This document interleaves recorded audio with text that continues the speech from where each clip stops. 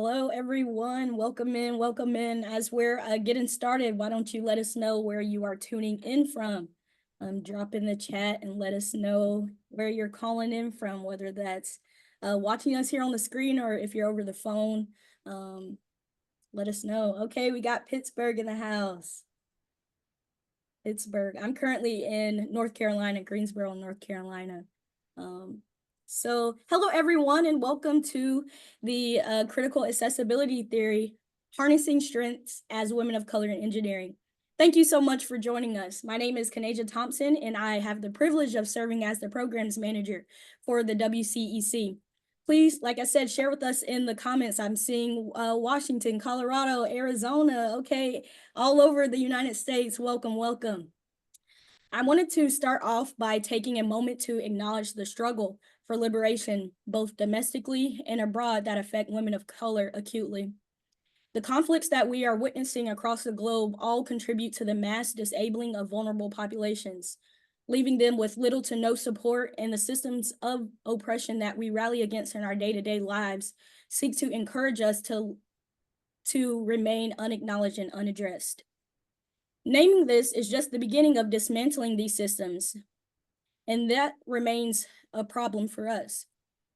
I would also like to acknowledge that I am speaking to you all from the sovereign, indigenous lands that was also forcefully developed by and built upon the backs of enslaved people, otherwise known as Greensboro, North Carolina. If this is your first time joining us, this webinar is part of our regular offering by the WCEC, a collaborative of more than 20 STEM-focused organizations and associations working to reshape the landscape of engineering to be more diverse, inclusive, and supportive for women of color. We are driven by a collective vision to create an engineering industry where every woman of color feels a profound sense of belonging, where her talents are celebrated, and where she is empowered to lead, innovate, and thrive. This webinar focuses on our strategic plan's priority of improving pathways to internships, scholarships, and jobs in engineering for women of color by addressing disability and accessibility justice. We welcome you to join the work of the WCEC by visiting our website. I am joined in this work by our project director, Dr. Lola Rodriguez Vargas, our marketing and communications coordinator, Drew James, our principal investigator, Dr. Roberta Racone from the Society of Women Engineers, and our co-PIs, Dr. Dinah Martinez from the Society of Hispanic Professional Engineers, Dr. Stephanie Page from the Women in Engineering Proactive Network, Dr. Tiffany Smith from Advancing Indigenous People in STEM, and Dr. Rochelle Williams from Graduate Fellowships for STEM Diversity representing the National Society of Black Engineers.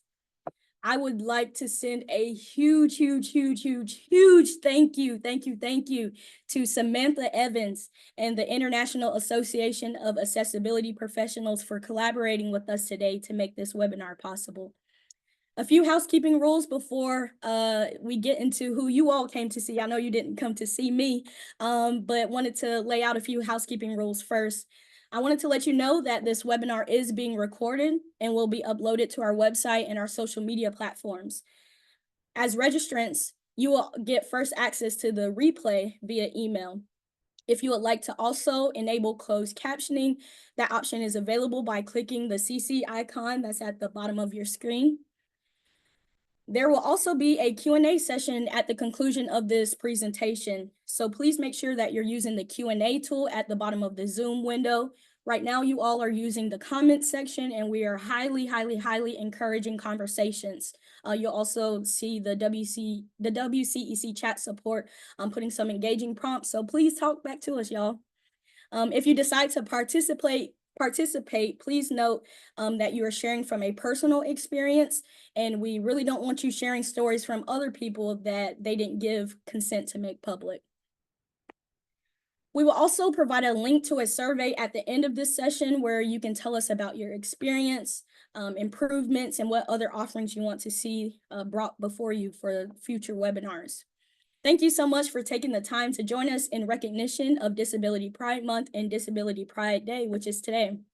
Disability Pride is celebrated each July on the anniversary of the passage of the American with Disabilities Act. This was a landmark legislation that broke down the legal barriers to inclusion of people with disabilities in our society. Disability pride is an ongoing movement towards empowerment and justice for the 1 in 4 adults in the United States that live with a disability.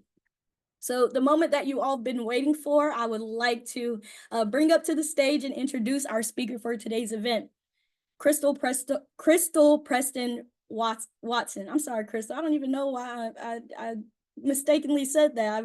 We've been talking. My bad. No worries.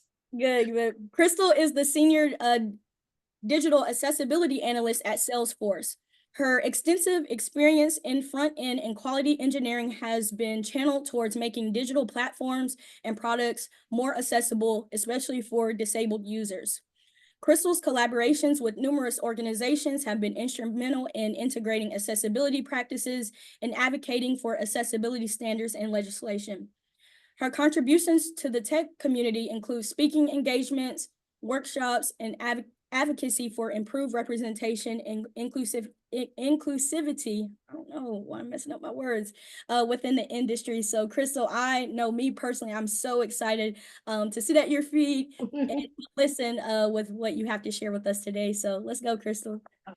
Thank you so much. I'm super happy to be here. So and everyone that's in the audience in the chat, I'm so glad that you could be here.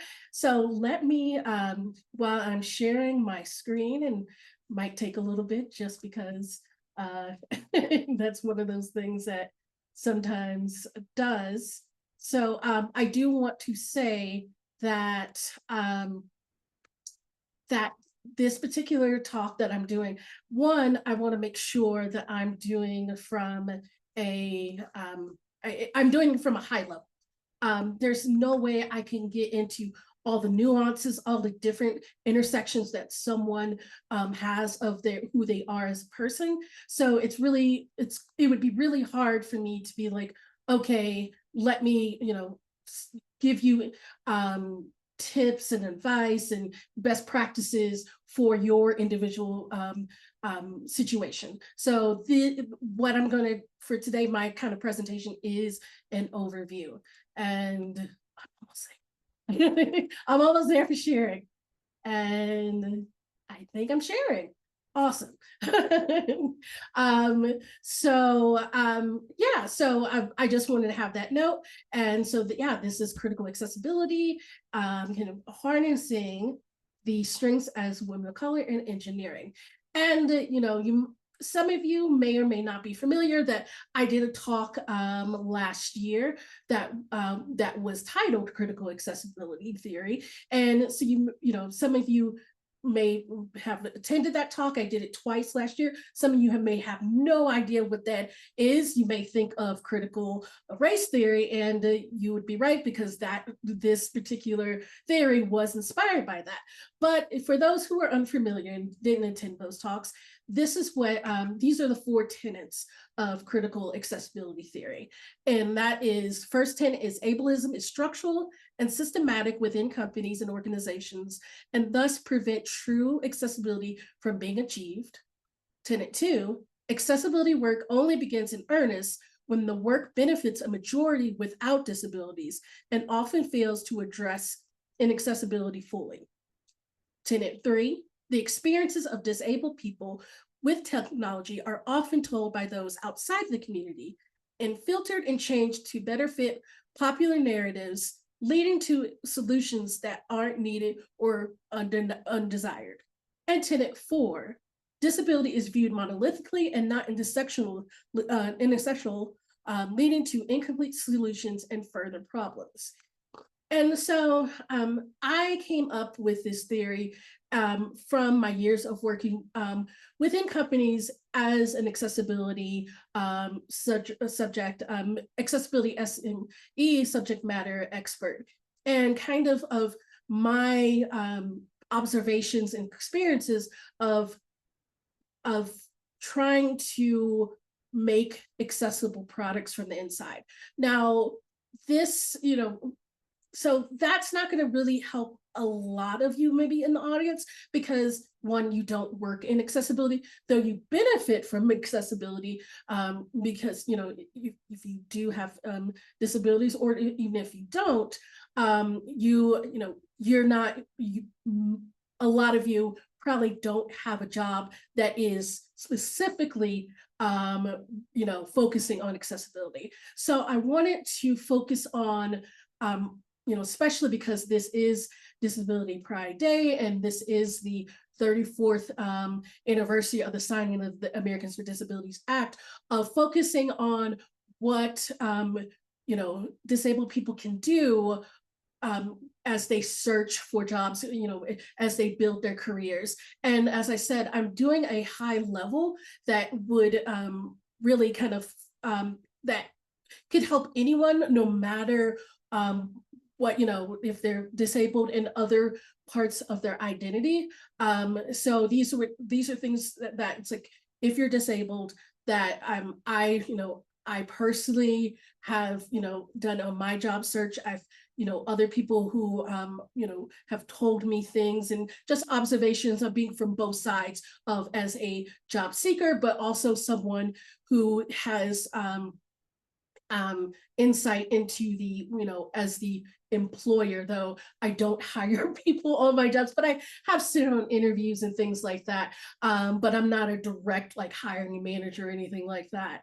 So I've put this into 5 different areas for people to kind of things that I think are best practices of, if you're just, you know, if you're a disabled person and you're on a job search, things that you can do and navigate, because it can be a very, very tough, you know, thing to navigate. You know, the job search already is, you know, no matter what, but also being someone that, you know, who is also disabled, it can be doubly so. And then, you know, combine that with other, you know, parts of your identity, you know, it's a lot. So let's just get into these particular areas.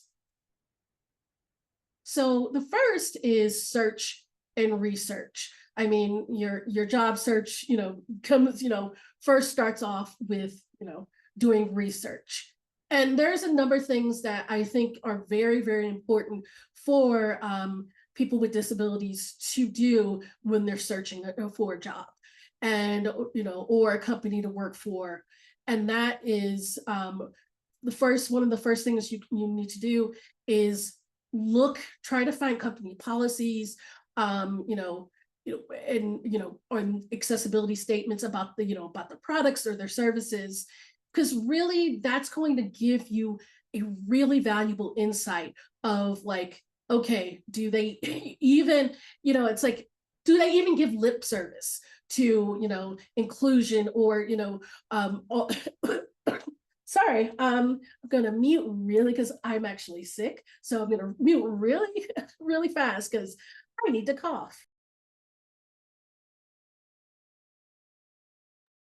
Sorry about that. But yeah, we're looking into accessibility. I'm looking into company policies that, you know, state their commitment to diversity, inclusion, DEI. I know that, you know, can be, that's a phrase that a lot.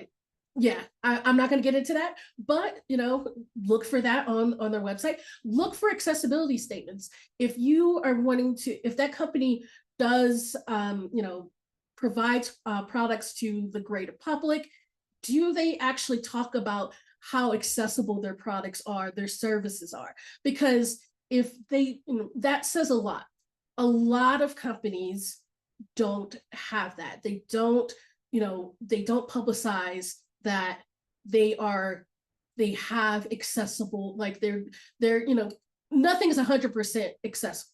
That's just, you know, you can't get 100% accessibility, but you can work towards making your products, your services accessible as they can be. And that is something, you know, companies that really are working towards it will put out, and they'll make public and say, hey, we're doing this. So that's one thing that you want to look for. News and social media.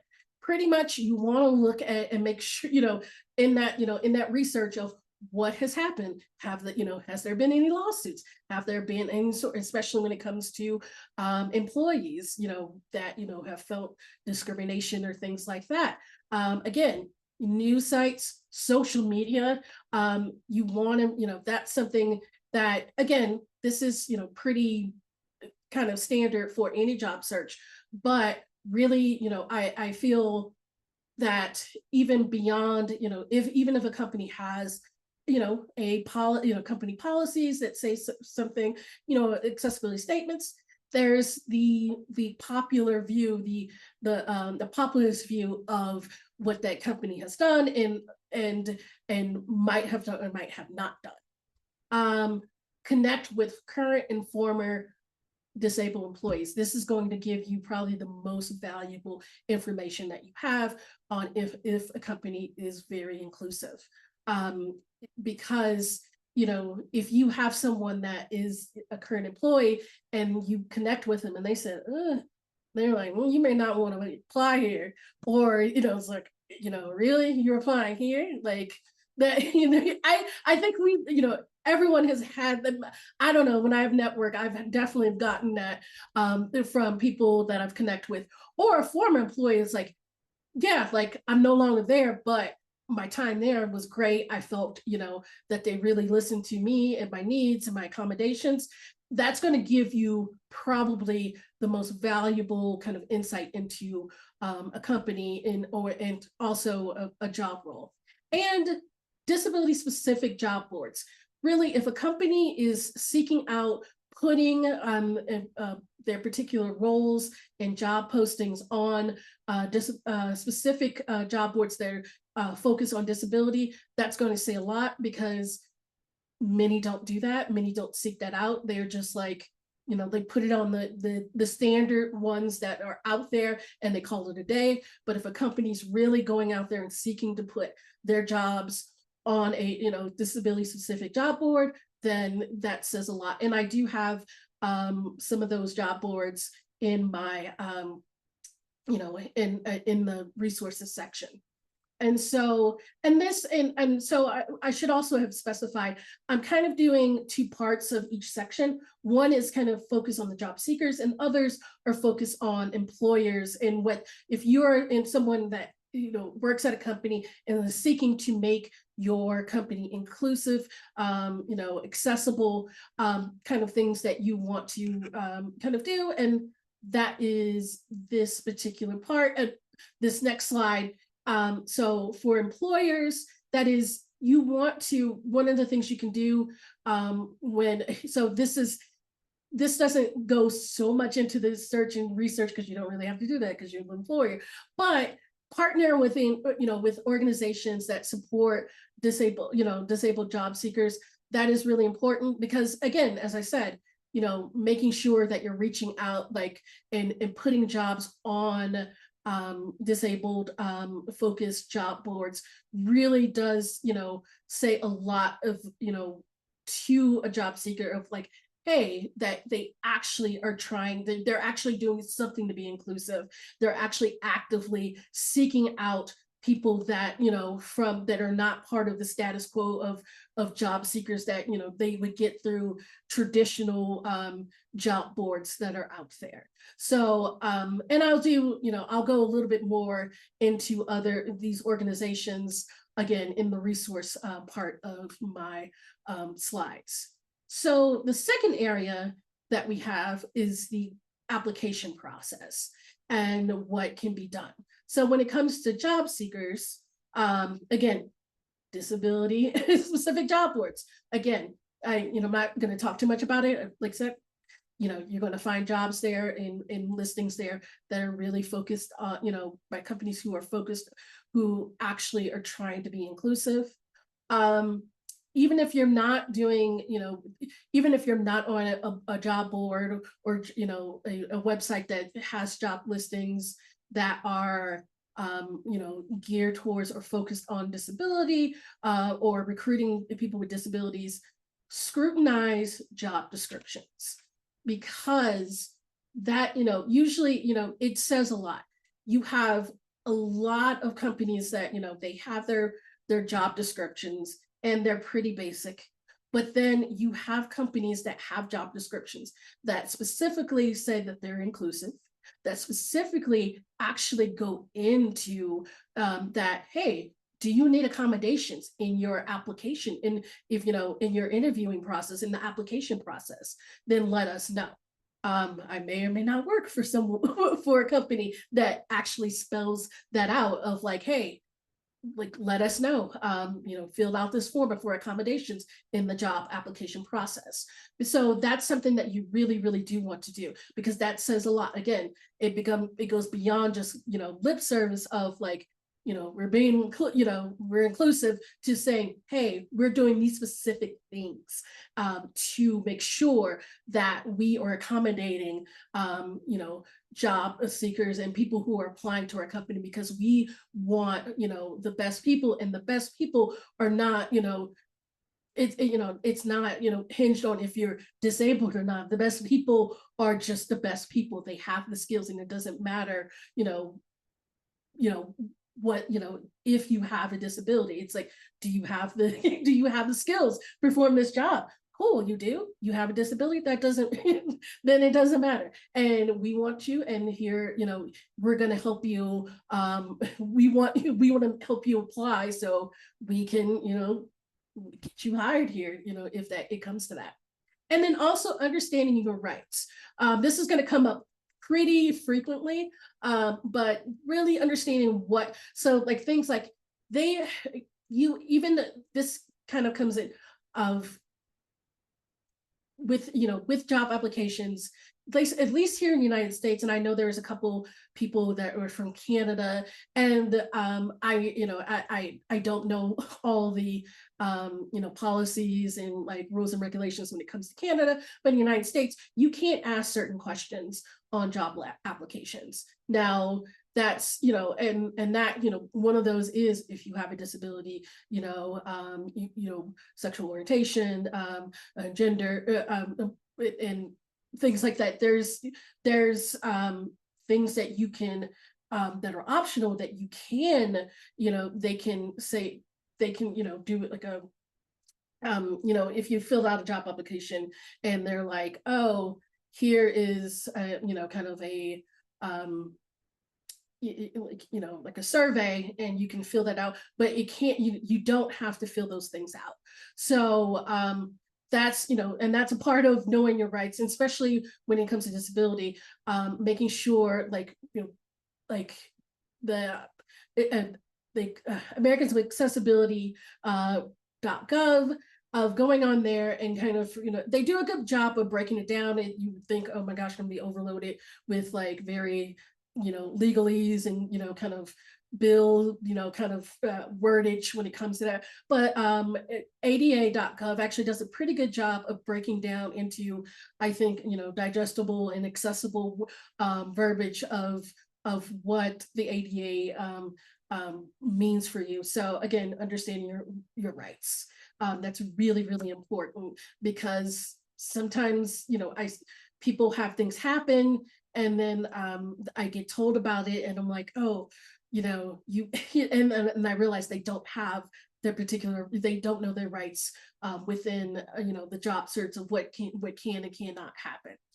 Now, when it comes to employers, there's a couple of things that you can do when it comes in the application process. Again, one of those is inclusive job postings. And that's, and as I said, that's clearly stating that, it's like, hey, that you're an equal opportunity employer, and really, making, that you're having statements that you are, inclusive, and that, that you, that you have, highlight that, hey, you do have accommodations available for people who are applying. And, and that's, and not only that, just making the application process accessible overall. And, there are a lot of things, as people know, it's like, when it comes to filling out applications, there can be some very old, there's some companies who have never changed their online job application process in years, and that are completely inaccessible. So just from right there, like where someone has a physical disability who maybe can't use a mouse to navigate, is completely blocked from actually applying because you're using out-of-date job application software. So again, making sure that you have and evaluating your application process, and if you find that it's inaccessible, doing your best, not just doing your best, making it accessible. And then understanding your employee rights, understanding what you can do, and what you can't do as a company hiring someone. Again, it seems like,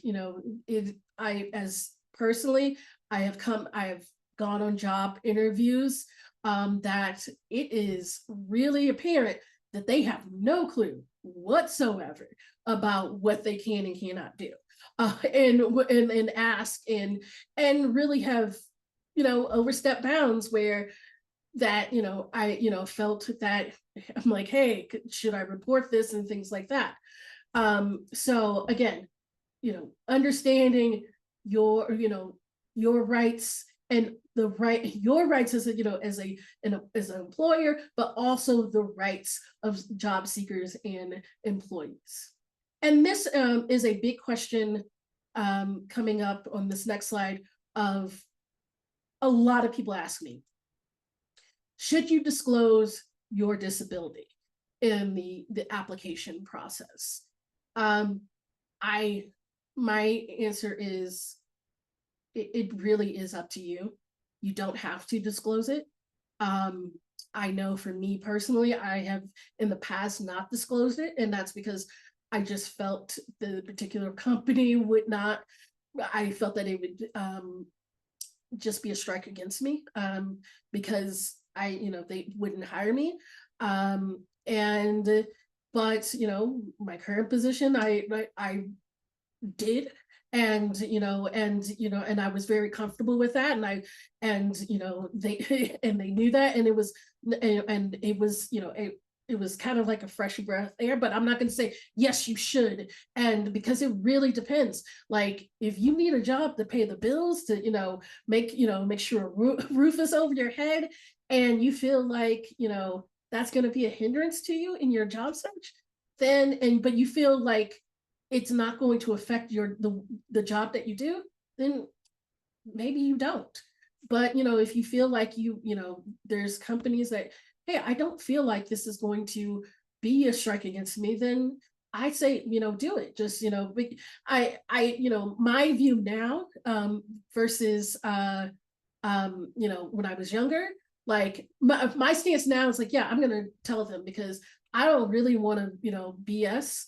I want them to BS me. And it's like, if they're gonna, do some stuff and like, if that's gonna count against me, I would rather let it count against me and them not hire me. But this is old Crystal talking. This is not young Crystal talking, who has 38 cents in savings. I don't even know how that happened, and several bounced and negative in checking. So yeah, so that's kind of thing. It really does depend on how you want to approach that, your situation, things like that.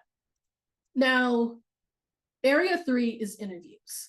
So if you're someone looking for a job and requesting accommodations, again, if it's a company that puts that on their job listing, then that should be pretty easy. It's usually a form. They'll ask you, they'll kind of go through of like, what do you need as an accommodation? But the thing is that you don't, even if they don't have that on their job listing, you can still request accommodations. Now that means reaching out to a company's HR recruitment team. And that can be as going back of like, disclose or not disclose. That that does mean you're kind of you are kind of disclosing by asking for the accommodations. But again, I view this as valuable information if you do decide to request accommodations from a company that doesn't have that explicitly on their job listing, just so it shows you how responsive and like accommodating they are. And it will give you, I think it kind of gives you information of like, should I continue? Like, is this going to be a good fit for me?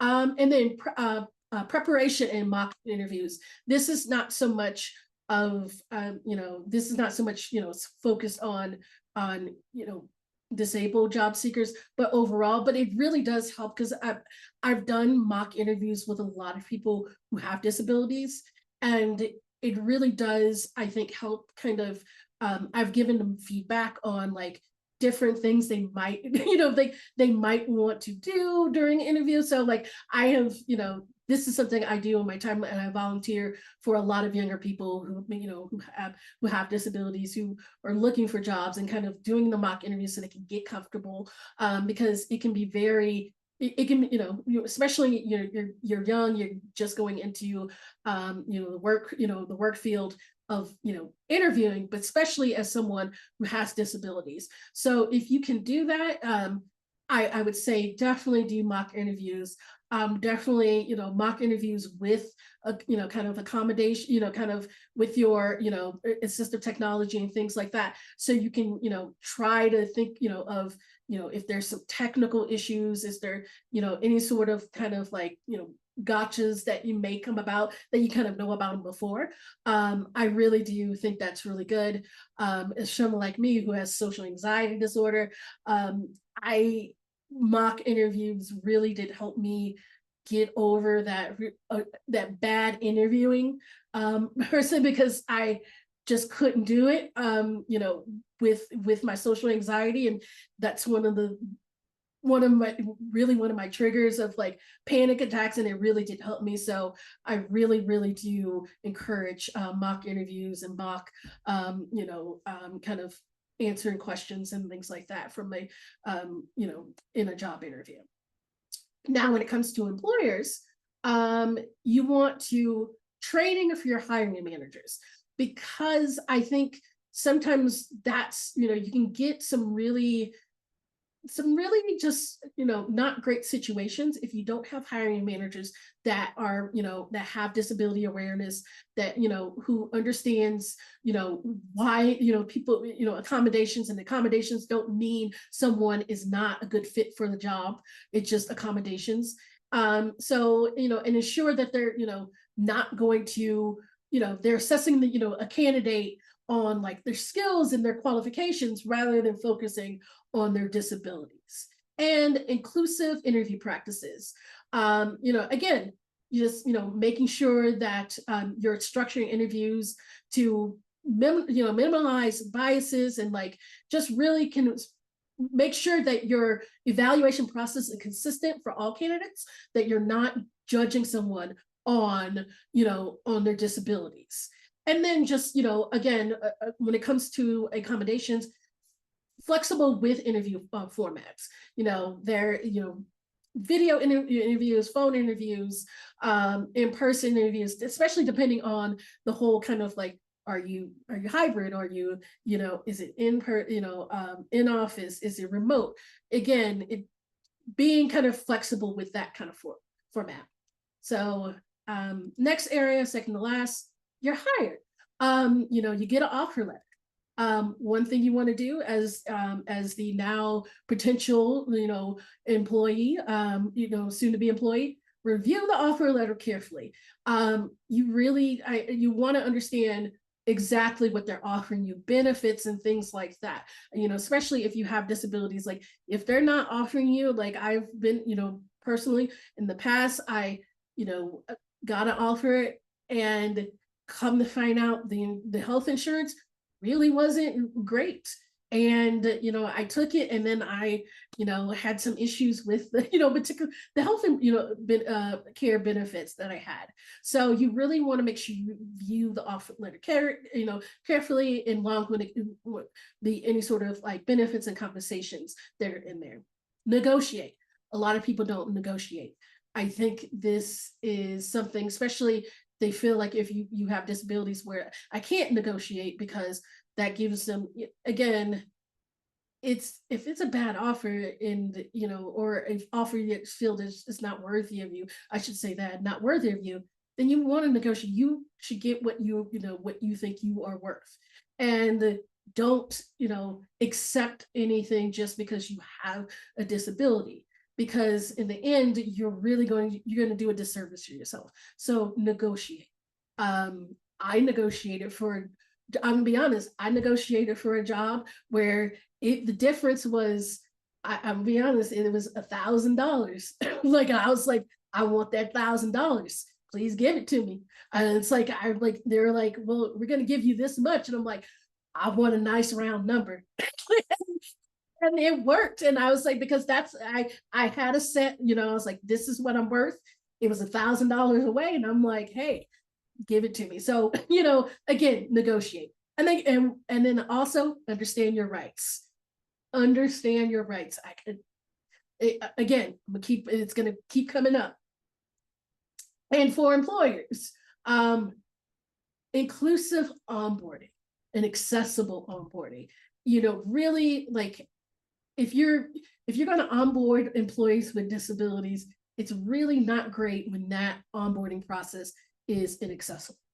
It really is, onboarding is already stressful. You're starting a new job. There's tons of things that you need to do. You're filling out. And then when on top of it, if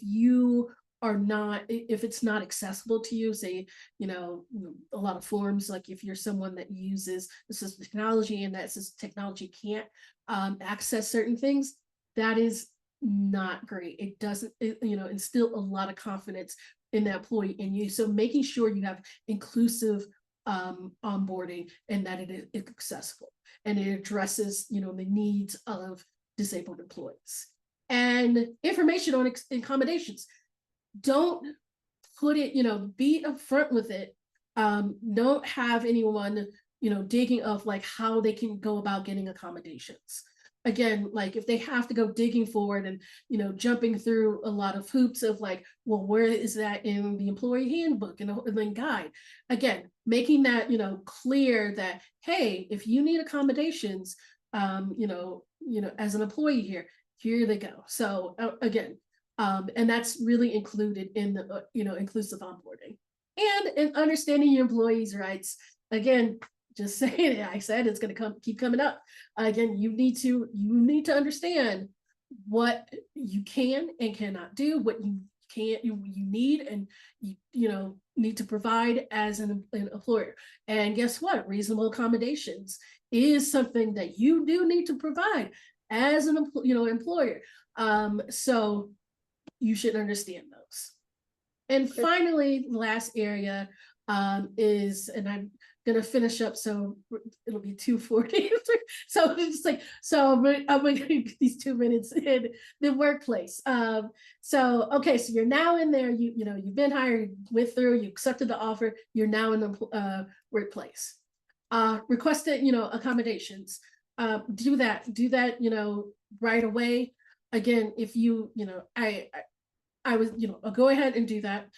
Even if you didn't disclose your disability upfront, you should be able, again, you didn't have to, you didn't need to. And if you do need accommodations, go ahead and, request those because you do need them. It's going to help you do your job to the best of your ability. And so go ahead and do that. Review company policies. Though it was in the search and research section, now, a lot of times those company policies may be outdated that are publicly available. So you do want to review those policies that are actually internal, because there may be, because they may be out of date, they may not be a one-on-one match. So you do want to make sure that you are exactly what the policies of your companies are, especially when it comes to, disability and accessibility. Understanding your rights. Again, I'm not, it's like, just understand them. Just again, I keep saying that. And then connect with your employee resource groups. And that's, your resource groups for disabled employees, if you have that, but also, other intersectional groups and stuff like that. I joined my ERG for Black employees at my company. There's also, there's ones for veterans, there's, for, so it's really important. It really does help you, I think, because I know this is kind of cliche of bringing your whole self to work, and you kind of and I know it's cliche, but you kind of do, even if you don't think so, because sometimes it's visual, like you bring your whole self to work because people can see it, but it's kind of one of those things. But it's also that having people that understand for one a particular part of who you are, of the things that you're going through, where you spend a lot of your time, day after day, week after week, month after month, year after year. And then when it comes to employers, promote work flexibility, and that is, like, is that, remote work? Is that hybrid? Part-time, different things, 4-10s or something like that. Because a lot of times, like, people, a lot of people think, well, not everyone works, does their best work in the same way. And if you really do accommodate work flexibility, you are really giving your employees the best chance to do their best work for them. And so that's something that I really, really do champion. Establish clear and accessible policies. Again, don't make your employees have to jump through and dig to know what what to expect. Understand employee rights. Again, that's again, understand them, and that's gonna keep you from some lawsuits that really didn't need to happen if because you didn't understand them. And create employee resource groups, because that those really do help employees. Really, I just feel that when you have that it really does help employees, again, be productive, and knowing and feeling included at work, because they do have other people they can go to that understands the things that they might go through. And so the takeaways, I don't have slides for this, but pretty much know your rights. That's the big takeaway. And do your research. Those are two. I don't even think I need a slide. It's just know your rights, know what get information, do your ops, like on things, and then know your rights, because that really is going to, you go in with the most knowledge and information that you have, the better off that you are, the better chance you find a company that is going to be a good fit for you, that pays you what you're worth, and that you're going to not really hate, going to work every day. And so resources, I went over a little bit, I'm so sorry, but I am going to have these. I know they're going to send out for a video, email with the video. So I'm going to email this. I'm going to add these so that can be sent out with these. So there are, search and research, just kind of some of the places I know that I think really, where you can do some really good research. Glassdoor, Indeed, Blind, which is, unfortunate name, but does really, it gives you a raw look at, especially tech companies, and what their employees really think, and, kind of sometimes, things that you won't really get even with like doing searching on social media. Application process, some disabled focused job boards. Also, there is a HBO Max documentary called Persona: The Dark Truth Behind Personality Tests. And that documentary, I would say, for anyone that's in the job search, or that is involved, like even on the employer side of job search, of how companies use personality tests and fit test, and really how they can introduce bias and include, introduce inaccessibility into the application process. And just some other links that are, I think, really valuable for people to know about. And I am done. Sorry, I went over a little Oh, bit. apologize. I was going to jump in because obviously the Q&As are coming in, and folks, if you have a question that you want Crystal to answer, if we have time, please drop them in the Q&A section. But I was going to jump in, but I realized as you kept going, a lot of the answers to these questions you covered. So please don't apologize.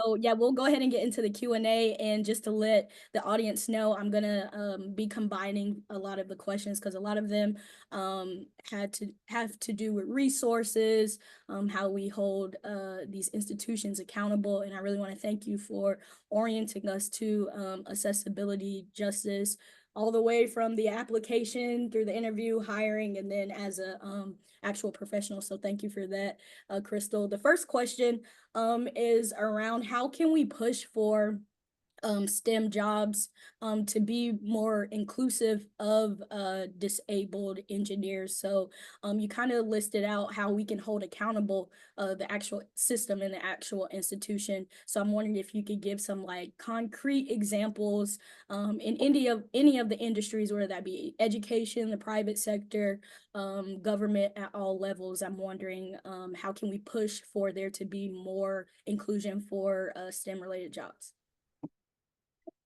I think, that's something, it does come from, especially when it comes to STEM, of one, I think it goes back to, especially since a lot of, STEM jobs, are, they, people get hired right out of, higher education, university. And that is, really encouraging disabled students to, go to seek higher education, because I think that's something that is, it's even treated now like, oh my gosh, like, this, and excuse the phrase, as inspiration porn, when you have, students that are disabled, and it's like, oh my gosh, this is like, this is, this is so rare. Look at them. Like, it's like it making, really, making it not seem like this is such a, rare thing, and really set, pushing for that, for, especially for those, jobs that are, that do need, you do need a, a degree, or from a, from a institution of higher learning. And that's because the more you have students in, who are going to the, into higher education, that means they're coming out, and then there are more of them applying for those jobs. And now, if even, but even right now, I think there is, for employees within companies, of really, it really does take, you would hope things would happen from the top down, from the people who own companies, and that be like, of like, we're going to do this. But a lot of times it is the pressure, the internal pressure of people, the influence of people, of being like, hey, we really need to do this, we need to, and some of that is from people being brave enough to be like, hey, I have disabilities, I'm here, I'm doing a great job, why aren't we hiring more people? Because then that way, that internal pressure then influences, and it causes, the, making inclusive companies do inclusive applications, so that, that makes it more inviting for disabled job seekers to apply, and making sure changes that it's like, hey, we're inclusive to, making sure that you have accommodations and things like that. It's a multi-pronged thing. There's no one thing. The most effective is a multi-pronged attack. Mm-hmm. And the second question I want to ask, and let me say again to the audience, I'm combining like 5 questions at one time. So if I'm not reading word for word what you said, I promise you other people may have similar thoughts. So I'm just making it like succinctly into one question, given the time. But Crystal, I wanted to know if it would be possible for you to share a little more context about your own journey. So I know in our check-in meeting, you let the team know some things that we were shocked about, given where you are right now as a senior leader at Salesforce. So there's some questions around could you give more context to what you're doing, like how you got to that place?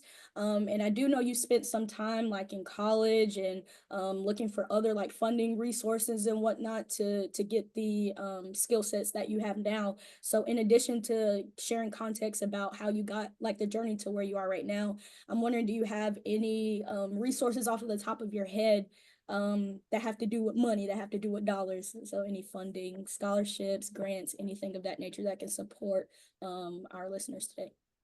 Yeah, so up front, I don't have a college degree. I tried to get one.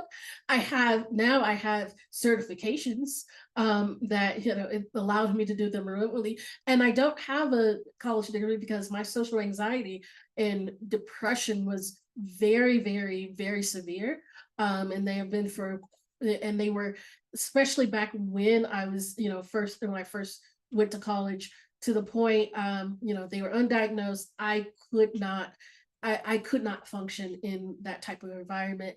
And it took a while for me to, one, get accommodations for, both, one, my depression and my social anxiety, where, to get a handle on it. And, and then I was just like, okay, I'm done. I'm done. I don't want to do this anymore. And the funny thing is that I wanted to be a forensic, well, not a forensic, I want to be a clinical pathologist. And I didn't do that. But when I didn't go to class, I would just play around on a computer. So I taught myself to do a little bit of coding.